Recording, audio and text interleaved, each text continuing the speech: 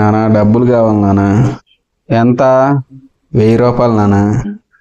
అంతెందుకు? పరీక్ష ఫీజు కట్టాలి. ఎట్నే చెప్పాను ఏం కూడా మా నాన్నకి, అందుకే అట్ట గుడిసిపోయినా. అట్ట కాదు నాన్న, పరీక్ష ఫీజు కట్టాలి కంపల్సరీగా.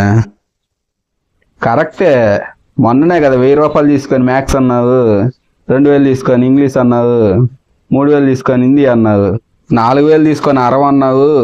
ఏమన్నా బొచ్చు నేర్చుకున్నావా? ఇప్పుడు తెలుగు కూడా రాయడం రావట్లా నీకు. కాదు నాన్న, అందరు నేర్చుకుంటున్నారు. కరెక్టే, అందరు నేర్చుకుంటున్నారు, నువ్వేమో ఖర్చు పెడుతున్నావు. నువ్వేం నేర్చుకోవట్లేదు కదా, అది నా బాధ. ఇప్పుడు నేర్చుకుంటా నాన్న.